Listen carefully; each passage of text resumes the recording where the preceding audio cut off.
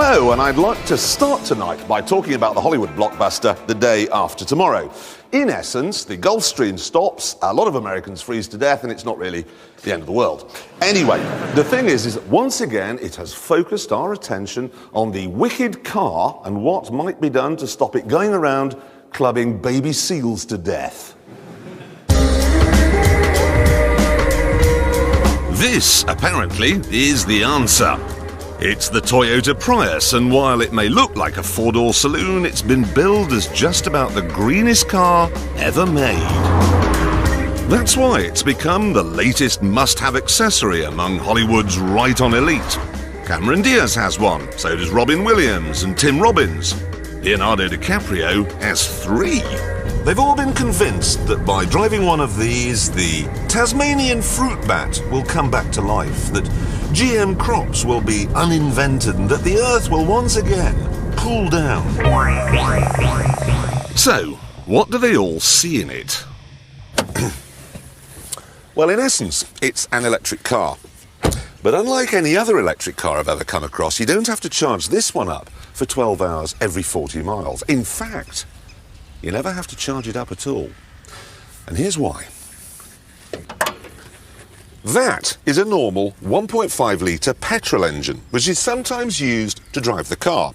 But sometimes it's used to charge the batteries, which power this, which is the electric motor that also powers the car. So that makes the Prius a hybrid, and that makes it brilliant. In theory. I'm driving along now, slowly, in a village. So that means I'm running greenly and silently on the electric motor only. See the trees smile at me as I waft by, and watch the children run into the road, because they haven't heard me coming. Okay, I'm coming out of the village now, so I put my foot down.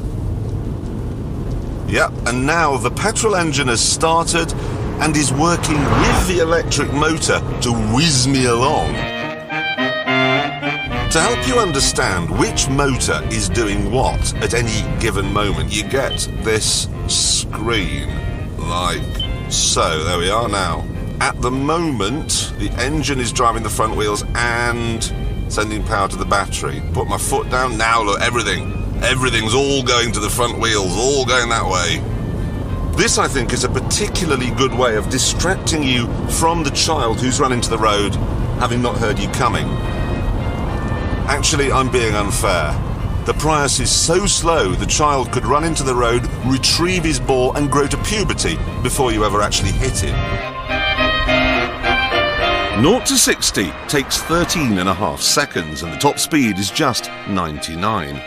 As a result, you couldn't even use it as a milk float, because by the time you got to the end of your round, you'd be delivering cheese.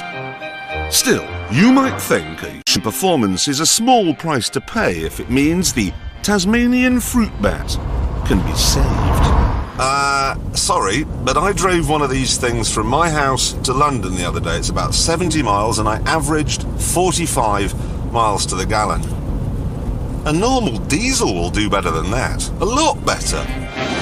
And because the Prius has 2 engines, prices start at a whopping £17,500. And don't think you're getting much in the way of quality for that either. I mean, I'll give you one example. To stop this armrest thing rattling, they've used sort of adhesive foam rubber tabs.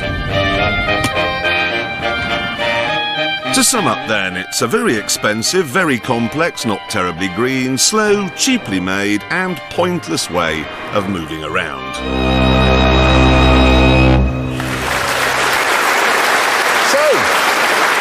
So there we are, covered it completely. Let's get on with the show. No, hang on. I've got the Prius brochure here. It says it has 65 miles to the gallon. Yes, I don't care what it says in the brochure. I did 45 miles to the gallon, and it wasn't like I had lead feet, because I did the same route a few days later in a Volkswagen Lupo diesel, and that did 75 miles to the gallon. So if you want a car that doesn't club baby seals to death, buy a Volkswagen Lupo. But there must be something good about this.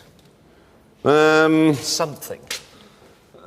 Well, I suppose I suppose I quite like the idea of living in a village if everybody's car was this quiet. But you would have to relearn the Green Cross code, because it would be look left, look right, look left, listen, walk, wonder as you go through the windscreen why the hell you never heard it coming.